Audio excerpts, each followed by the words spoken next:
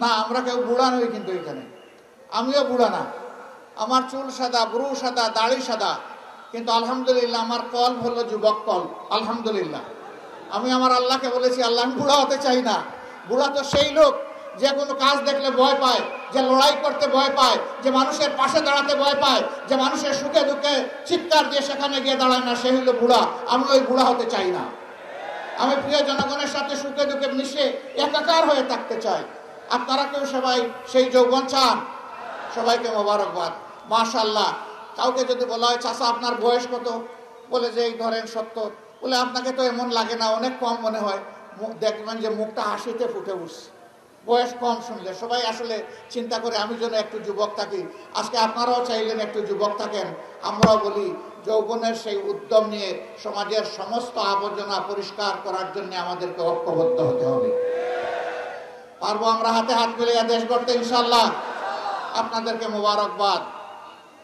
আমাদের মা বোনেরা এখানে আছেন, আমি দেখতে পাচ্ছি তারা কষ্ট করে দাঁড়িয়ে আছেন। ভালো একটা বসারও সুবিধা দেওয়া যায়নি, আমরা দুঃখিত। আগামীতে আমরা চেষ্টা করবো ইনশাআল্লাহ। তাদেরকে ভয় দেখানো হয়, জামাত যদি ক্ষমতায় আসে তাহলে যারা অন্যান্য ধর্মের মানুষ আছে তাদেরকে দিবে কচু কাটা, আর মহিলা যারা আছে তাদেরকে ঘরের বীরের টুকাইয়া বাইরে দিবে তালা। কি চমৎকার কথা! আমাদের ঘরে মা বোন নাই? আমাদের মা বোনেরা সমাজে প্রয়োজনে চলাফেরা করে না, কাজকর্ম করে না। আমার নিজের স্ত্রীও তো একজন চিকিৎসক, তিনি তো সংসদ সদস্য ছিলেন। দুটি মেয়ে, তারাও চিকিৎসক, ছেলে হেও চিকিৎসক। তো আমি কি শুধু ছেলেকে চিকিৎসা বিজ্ঞানে পাঠিয়েছি, আমার মেয়েদেরকে আমি পাঠাইনি? তারা কি সমাজের সেবা দেয়নি?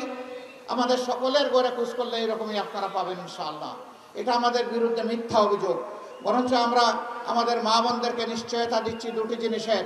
সেই সমাজে উন্নয়নে আপনারা অবদান রাখবেন। দুইটি বাড়তি জিনিস আপনাদেরকে নিশ্চিত করা হবে। একটি আপনাদের নিরাপত্তা, আর একটি আপনাদের মর্যাদা ইনশাআল্লাহ তাআলা নাযিল। আপনারা মায়ের মর্যাদায় গর্বের সাথে দেশ গড়ার কাছে আপনারাও অংশগ্রহণ করবেন ইনশাআল্লাহ। আর যারা অন্যান্য ধর্মাবলম্বী ভাই আছেন, আমরা চিৎকার দিয়ে বলেছি, আমরা দেশে কোনো মেজরিটি মাইনরিটি মানি না, সংখ্যাগুরু সংখ্যালঘু মানি না।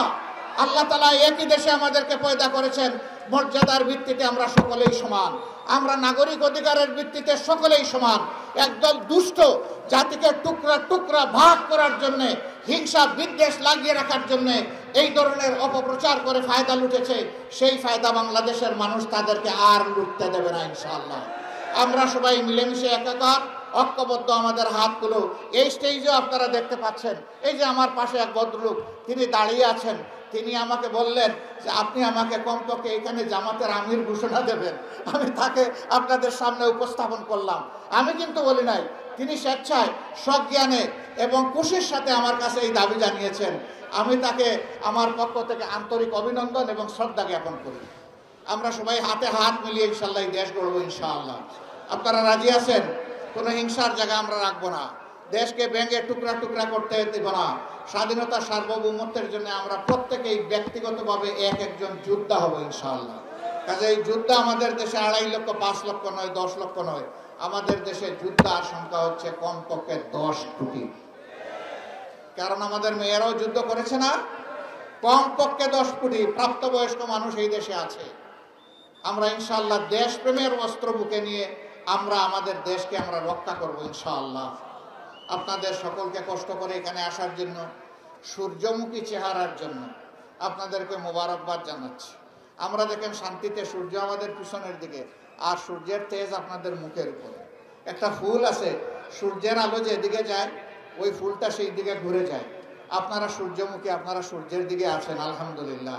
এই ফুলগুলা জান্নাতেও ফুল হয়ে ফুটুক, আমি দোয়া করি। আপনাদের কারণে এই বাংলাদেশ হয় জান্নাতময় হোক। আমাদের নারী পুরুষ নির্বিশেষে, দল মত ধর্ম নির্বিশেষে এ প্রিয় দেশ আমাদের বাংলাদেশ। হে রাব্বুল আলামিন, তুমি এই দেশের উপর রহমত নাজিল করো, শান্তির ফয়সালা দান করো। এই দেশে তুমি ইনসাফ কায়েমের জন্য আমাদেরকে কবুল করো। আসসালামু আলাইকুম ওয়া রাহমাতুল্লাহ। আল্লাহ হাফিজ। বাংলাদেশ জিন্দাবাদ। বাংলাদেশ জামাতে ইসলামী জিন্দাবাদ।